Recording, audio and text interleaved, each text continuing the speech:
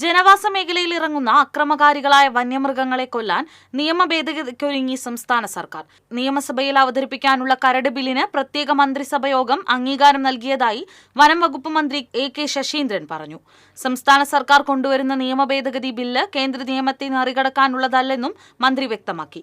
Kerala forest drivers association സംസ്ഥാന സമ്മേളനം തൃശൂരിൽ ഉദ്ഘാടനം ചെയ്ത് സംസാരിക്കുകയായിരുന്നു മന്ത്രി.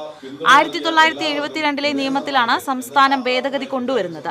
ജനവാസ മേഖലയിൽ ഇറങ്ങുന്ന അക്രമകാരികളായ വന്യമൃഗങ്ങളെ ജനങ്ങളെ ഗുരുതര പരിക്കേൽപ്പിക്കുന്ന സാഹചര്യത്തിലാണ് സർക്കാർ നടപടി.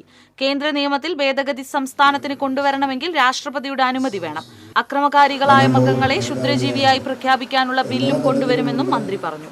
അസോസിയേഷൻ സംസ്ഥാന പ്രസിഡന്റ് SR സുരേഷ് കുമാർ അധ്യക്ഷത വഹിച്ചു. അസോസിയേഷൻ സംസ്ഥാന general secretary RB Ratheesh Kumar, Kerala textiles corporation chairman CR Valsan, doctor R ആടലരശൻ തുടങ്ങിയവർ സംസാരിച്ചു. വന്യജീവി സംരക്ഷണം ഒരു പതിവായി മാറിയിരിക്കുന്ന സാഹചര്യത്തിലാണ്.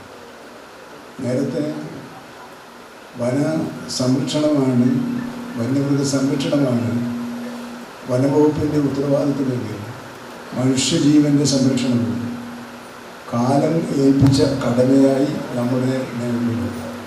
ആ കടമകൾ നിർവഹിക്കാൻ നേരത്തെ ലഭിച്ച പരിചയത്തിൽ നിന്നും സാധ്യമല്ലാത്ത സ്ഥിതിയും സംജാതമായി. അങ്ങനെ വന്നപ്പോഴാണ് പുതിയ പരിഷ്കാരങ്ങൾ നമുക്ക് ആവശ്യമാണ് എന്ന് പറഞ്ഞത്.